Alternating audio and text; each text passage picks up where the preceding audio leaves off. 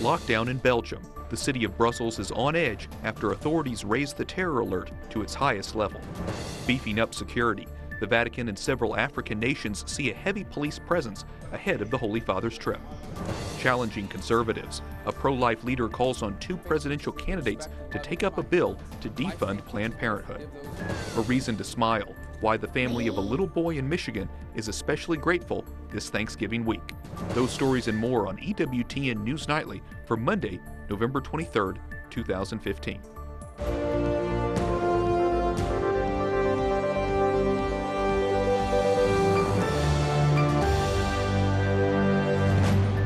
Good evening and thank you for joining us. I'm Wyatt Goolsby in tonight for Brian Patrick.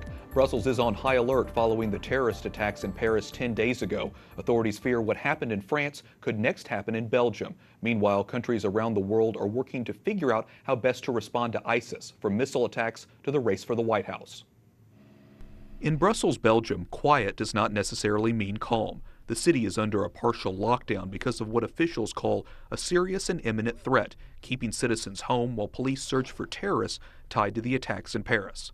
A city where millions came out on Friday night to live their lives and to send a very clear message to the terrorists that you will never win.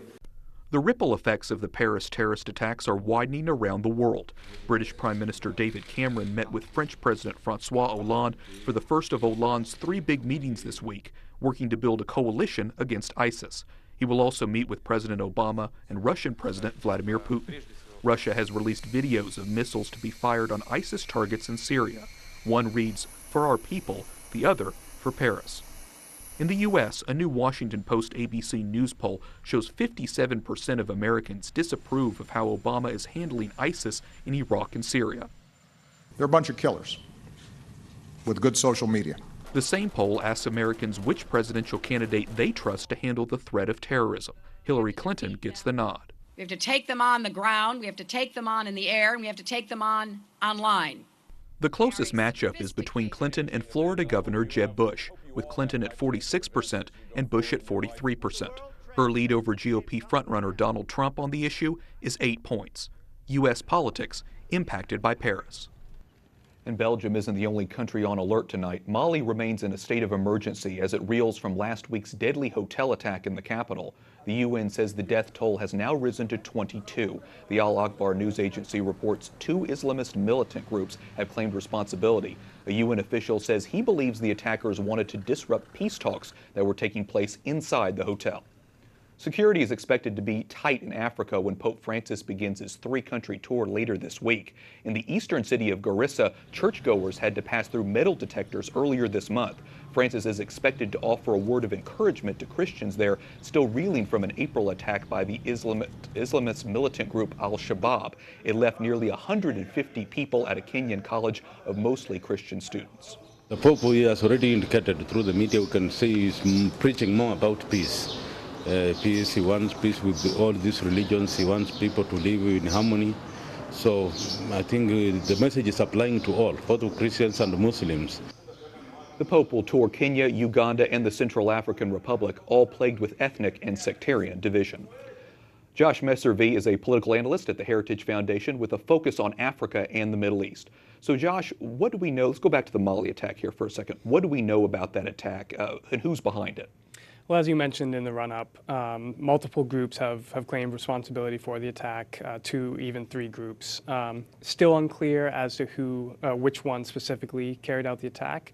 They may have done it in coordination. Anywhere from 20 to 27 people, 29 even, of the highest estimate have been killed. What we do know for sure is that this is, or not for sure, but almost certainly this is an al-Qaeda affiliated group that carried out this attack. This is not an ISIS attack, but rather an al-Qaeda group. There's at least 5 different Islamist groups in that country, many with ties to al-Qaeda who are involved in these sorts of things. So explain the difference. You mentioned al-Qaeda ties and not ISIS. What is the difference between the two? So ISIS actually grew out of al-Qaeda. Al-Qaeda in Iraq was the father, the progenitor of ISIS. They since have split apart.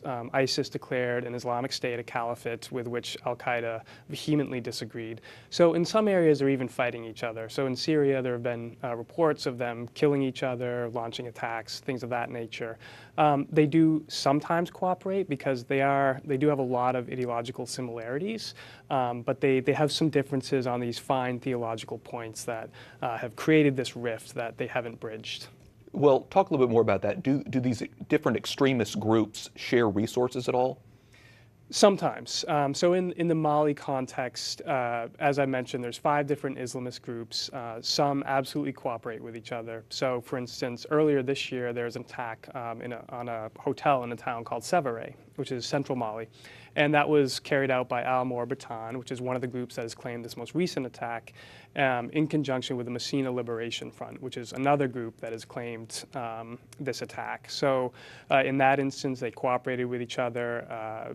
Certainly there was joint planning, and it's unclear whose foot soldiers did what, but certainly they worked together. And so tell me finally, what do you think the U.S. needs to do to defeat these different groups? Well, it's going to take a whole host of things. This is going to have to be a holistic response. There absolutely is a military component, like they do have to be defeated militarily, but that's just one part of it. The other part is you have to tackle this really vicious ideology, this fundamentalist interpretation of parts of Islamic scripture. And to do that, the U.S. has to rely very much on our Muslim allies, like our moderate Muslim allies who have a different interpretation of scripture and repudiate this violent interpretation. And there's really little that the U.S. can do, because any sort of overt U.S. support undermines the moderate message in many parts of many parts of the world. So either way, it's going to take a long time. And it's a long-term process, yes. Right. Okay, very good. Well, Josh Meservey, thanks so much for being with us. We appreciate your insight. Thanks for having me. Now to other stories our EWTN News Nightly team is covering in today's world. A Vatican judge charges 5 people, including 2 journalists and a high-ranking Vatican Monsignor, in a scandal involving leaked documents. 2 former members of the Pope's Financial Reforms Commission and a newly identified assistant are now facing charges. They're accused of releasing confidential information and documents. 2 journalists were also charged with soliciting and exerting pressure to get that information. Joining us now is Ed Pentin, Rome correspondent for the National Catholic Register. Ed, what happens to these individuals if they're found guilty by the Vatican? Well, they could be sentenced right up from between 6 months and 2 years and fined $2,000. But if the leaks are found to have harmed fundamental Vatican interests, then they could be sentenced up to between 4 and 8 years. So the sentences are pretty tough, and they were brought in by Pope Francis in 2013 to specifically deal with leaking of Vatican documents. The journalists who are charged wrote 2 books with the information they received. What's in the books? Right, the books basically detail waste, greed and mismanagement in Vatican finances, and also the sort of resistance that has come up against dealing with this in terms of reforming the Vatican finances. But a lot of it is rather old news, if you like. It's something that's been known quite a lot in the Vatican already. But these books are kind of detailed in a new way, and in some say in quite a sensational way. So, Ed, do you think their account is accurate? And what happens to them if they're convicted? I think they are accurate. A lot of the details are accurate. But as I say, a lot of it's sensational. And certainly on certain aspects, for example, with the costs needed to bring causes to the Congregation for the Causes of Saints, that's been criticised as being rather overdone, but it is generally accurate, and we'll just have to see what happens with regards whether it's guilty or not. But what is interesting is that the Vatican is trying 2 journalists in this, and that's very unusual. Usually governments tend to avoid trying journalists, but the Vatican's very keen that these be tried as well. And if they are found guilty, there'll be extradition proceedings, and they'll be brought to the Vatican for sentencing. Okay, Ed. Well, we appreciate your sifting through the facts for us. Ed Pentin with the National Catholic Register in Rome tonight. Ed, thanks so much. Thanks a lot. Argentina's president-elect promises to revitalize the country's sagging economy. Gracias a todos los argentinos nuevamente por la confianza, por haber creído. Mauricio Macri, the outgoing mayor of Buenos Aires, will succeed President Cristina Fernandez. Macri says he will implement free market reforms and improve strained relations with the U.S. Fulfilling his campaign promises may prove difficult. Argentina has around 30% inflation and nearly zero economic growth. 2 men are charged today with the murder and the fatal shooting of an Indiana pastor's pregnant wife. Police arrested 18-year-old Larry Taylor and 21-year-old Jalen Watson in connection with Amanda Blackburn's death. Blackburn died after a home invasion earlier this month. The couple's church said her husband returned home from the gym to find Blackburn shot to death. She was 13 weeks pregnant. The baby did not survive. Charges include murder and burglary. Planned Parenthood sues the state of Texas over attempts to block Medicaid dollars. Texas moved to strip Medicaid funds after accusing the group of scheduling abortions in a way to get fetal tissue. Texas marks at least the 5th state to block Planned Parenthood funding. A pro-life leader calls the reconciliation bill a leadership test for the senators running for president. The bill would repeal major portions of Obamacare and redirect Planned Parenthood's tax funding. It's passed the House and is currently sitting in the Senate. The president of the pro-life group, Susan B. Anthony List, says voting to pass the bill is a chance for Senators Marco Rubio and Ted Cruz to break through gridlock and score major policy wins. We're happy to have Marjorie Dannenfelser joining us now to talk about that. She is the president of Susan B. Anthony List, a group that aims to elect pro-life politicians. So, Marjorie, what's so special about the reconciliation bill in the pro-life movement? Well, it's been 40 years since Planned Parenthood began in the United States in terms of federal funding. It's been 40 years since it's had oversight. It's finally getting oversight. We're finally finding out about its practices. The #1 abortion provider in the nation that has no problem harvesting the parts of children and selling them for research. What's important about the reconciliation bill is that it is the best possible chance that we have to get a defunding bill to the president's desk. The CR fight, which we had a few months ago, was really important, but it was a really high bar because it required 60 votes in the Senate. This one requires 51 votes in the Senate, which we have, to get it to the president's desk. Then we'll have clarity, then we'll know what he and his party have to offer for the presidency, in contrast to what the Republican candidates, who are all pro-life, do have to offer. And you say this bill is really a test for Rubio and Cruz. Why? Because it's a test run about what it will be like to run for president, running for being the president. They're already running. What they face is being the president, culling 51 votes, using the reconciliation bill, which is a new and very acceptable tactic given the rules of the Senate, to get what bills they need to their own desk when they become the president. So there are some concerns about Obamacare and how much it dismantles Obamacare, but it does dismantle important parts, especially parts that matter to the pro-life movement. But the most important piece of this is that for the first time in 40 years, Planned Parenthood's funding could be curtailed in some way, or at least there's a high-profile argument about how it could be dismantled. It would involve their leadership getting that to the president's desk. This president saying, I'm all behind Planned Parenthood, or gee, maybe I'm not. Well, Marjorie, we've got a whole nother year here with this presidential election, so I know there's going to be a lot more to talk about, especially when it comes to the pro-life movement. Thanks so much for talking with us about it. I look forward to more. Thank you so much. Sure. Coming up, pilgrims in St. Peter's Square are subject to heavy security following a warning from the FBI. And retailers gear up for Black Friday crowds. We'll tell you how to keep a Christian attitude while shopping.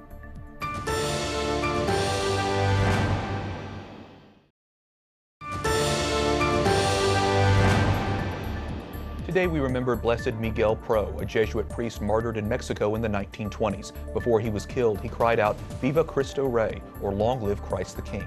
Thank you for joining us this evening. I'm Wyatt Goolsby. Sunday's Angelus prayer in St. Peter's Square was accompanied by heightened security following the Paris terrorist attacks. Amid heavy police presence, pilgrims were checked on their way into the square. They had to pass through hand metal detectors, but tourists say they're rest assured by heavy police presence in and around the square. Yeah, we are a little concerned about all the terrorism, but I think we are very safe and we have a lot of security everywhere, so yeah, I think we'll be fine. Plainclothes officers were also present in St. Peter's Square. Pope Francis sends a video message to the people of Kenya and Uganda just days ahead of his trip. I'm coming as a minister of the gospel. to proclaim the love of Jesus Christ and his message of reconciliation, forgiveness, and peace. The Holy Father says he is looking forward to meeting young people and families. Francis also sent a similar message today to the Central African Republic. He leaves for Kenya on Wednesday. The Holy Father also thanks the many people preparing for his visit. That includes several seamstresses living in an impoverished area of Kenya's capital.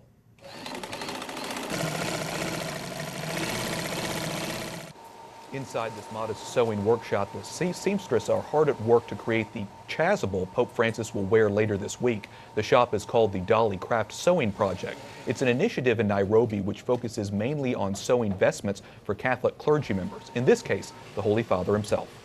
The first one that he'll wear is this one. This will be inside. He'll wear the alb.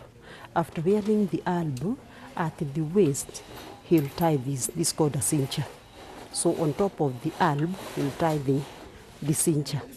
Then from there, he can wear one of the chasubles. The material used for the chasuble is made from a traditional East African fabric, which is high quality. Retailers gear up to compete on Black Friday, seen as many as the official kickoff to Christmas shopping. Many businesses plan to offer customers instant gratification with same-day delivery this year. Online retailer Amazon is making an aggressive push to offer that service in major cities. But experts say the growing demand for same-day delivery is a challenge for most retailers. Father Dominic Legge is a theology professor at the Dominican House of Studies in Washington, D.C. So, Father Dominic, Christmas shopping is stressful for a lot of people. We've seen those crowds on Black Friday. Put this in perspective for us. How should we approach the consumer frenzy that is Christmas shopping? Well, I think it's important to remember what the real purpose of Christmas shopping is and what the purpose of material possessions in our life more generally are. In our culture, we can become obsessed with products. We think maybe the next toy, the next video game, if you're a child, if you're an adult, maybe it's the next smartphone or the next flat screen TV is going to make me happy. And in fact, it's not going to make you happy, as we all know. So seek out what is really most important, ultimately God, and relativize those material things. So if you're buying things just to possess them, if that becomes a kind of idol in your life, then the Christmas season is not very helpful. You know, many of the companies that offer deals, Black Friday deals, for example, aren't necessarily aligned fully with our Christian values. Many mainstream stores, for example, support groups that may support abortion, for example. So is it okay for us as Catholics to buy from some of these stores? That's an interesting moral question. And in fact, there's several levels here. The first level would be if you're investing in a company like this, a company that's engaged in directly illicit activity, for example, running a slave labor operation to produce consumer goods. There it would be morally problematic either to invest or to buy from something like that. When it's a question of, say, Planned Parenthood set up a coffee shop and said, buy your coffee from us to support abortion rights, that would be morally problematic because you're entering into the intention of supporting that evil aim. But if it's a question of the company using profits from the sale to further something that we wouldn't agree with, there it is not a good thing to choose that company, but it's not necessarily a sin to purchase from them. And it depends on a lot of factors like whether there are other options available to you. So in general, it would be praiseworthy to try and seek out companies that are supporting a Christian ethic. But if you have no choice, or if there's a significant reason, a serious reason, then you could purchase from those companies. You know, Father, we've all heard the phrase, keep Christ in Christmas. It makes for a nice bumper sticker, but how can we really keep Christ in focus, especially as we approach Advent?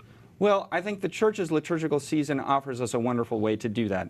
Advent meditates on preparation for Christ's coming. And if we enter into that meditation and really ask God to help us prepare to welcome the Christ child into our hearts, into our families, into our culture, then Christmas will be a much richer experience because it's not just about wrapping paper and Christmas gifts. It's ultimately about Christ. That's really some good advice there, Father, and obviously we always appreciate your insight. Father Dominic Legge from the Dominican House of Studies. Thanks so much. Thank you. Up next, Senator Rubio challenges the U.S. government to fight ISIS online. Plus, how one Michigan boy finds his voice just in time for Thanksgiving.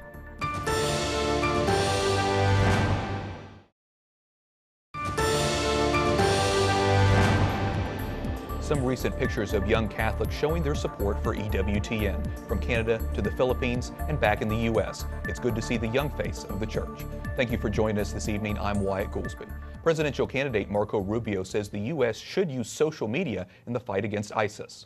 I believe we should be carrying out attacks against Sunni leadership nodes, videotaping the whole thing, and putting it up on YouTube so the world can see that these people are not invincible. I want the world to see how these ISIS leaders cry like babies when they're captured. Rubio made the comments during a town hall gathering in Iowa today. The use of social media and technology by ISIS has been called one of the most alarming capabilities of the terror group. Juliegrace Brufke is a reporter for the Daily Caller, where she covers Capitol Hill. So, Juliegrace, Marco Rubio has a new campaign ad warning about terrorism, and he's sort of almost playing off of the fear here. Will that message help him or hurt him? I think it's definitely going to help him. I mean, recent polls have showed that Americans don't think the current administration is doing enough to fight against ISIS and keep America safe. And I think he's really kind of trying to send the message that if he turns out to be the candidate, that he's really going to be strong on protecting the home front. Both Donald Trump and Ben Carson made strong statements over the weekend regarding the use of database for people coming into the country. What did they say exactly, and what's the reaction been? Well, both candidates have been proponents of having a database, whereas Donald Trump has been more of a proponent of a specific Muslim database, which he's kind of wavered on, but told George Stephanopoulos yesterday that he would discount it, whereas Ben Carson's would be kind of all-encompassing and not targeting one religion. Well, speaking of Ben Carson, you know, he doesn't necessarily have a lot of experience politically, but he says he can learn foreign policy. Is this an important issue with voters? I think it's definitely an important issue with voters. I think we've seen his poll numbers drop recently as foreign policy has become more of come to the forefront, and he's definitely, to be a viable candidate, going to need to pick a very strong VP candidate if he gets the nomination, and I think he's going to need to surround himself with cabinet members that are well-versed on the issue, because right now I think that it's not his strong suit, and he's made that evident with comments that he's made recently. Well, whether it's Ben Carson or Donald Trump or any of the presidential candidates, there's no doubt that foreign policy is going to be a big issue, especially in the coming months. Well, thanks so much for your insight, Juliegrace Brufke. Thank you, Wyatt. Finally tonight, a little boy in Michigan has a good reason to be thankful this week. Grant Hesse was born with two very rare medical conditions. Catherine Zeltner brings us his story tonight. Grant Hesse is a superhero. His superpower? Overcoming obstacles. Unstoppable. Diagnosed before birth with a rare and often fatal airway obstruction condition, Grant was given a 1 in 100 chance of survival. Despite our 1% chance and outcome, we knew we were going to make it through. Grant was going to be that 1%. And he was. At 27 weeks, surgeons at the University of Michigan performed an operation to create an airway opening while Grant was still partially in the womb. Once we were convinced that his airway was secure and he would receive adequate oxygen, then the baby was delivered. When he was around 1, during a procedure to clear cartilage blocking Grant's throat, doctors learned the little boy faced yet another hurdle. That's when Dr. Green discovered there were no vocal cords. Bye, buddy. When you tell someone that their child most likely will never be able to speak, they were so happy to just have a child that was alive. That wasn't good enough for Dr. Glenn Green, who set about doing the nearly impossible. In a series of surgeries, Green created 2 cord-like structures from nearby muscle and used a graft from Grant's rib to separate them, allowing the makeshift vocal cords to vibrate like real ones and create sound. A few months ago, Grant said his first word, hop. Good job! He's since made great strides in his vocabulary. Who am I? Mama. Mama. And who are you? Me. During a recent appointment with a speech pathologist at C.S. Mott's Children's Hospital, Grant showed off more words. He knows about 20 now. Tell me what the cow says first. Moo, that's right. But a surprise visitor left him a little speechless. We're not doing anything hard at all. There was no operation this day, although the next big step in Grant's journey does involve the removal of a tube that makes breathing easier. Green expects Grant will learn to become fully vocal, though his voice likely will always sound raspy. It doesn't even matter what it sounds like. The fact that he can even begin to speak is something we never anticipated. Catherine Seltner, EWTN News Nightly. Yep, where is it? Thank you, Catherine, for that story. And we thank you for watching tonight. For the entire EWTN News Nightly team, I'm Wyatt Goolsby. Good night, and God bless.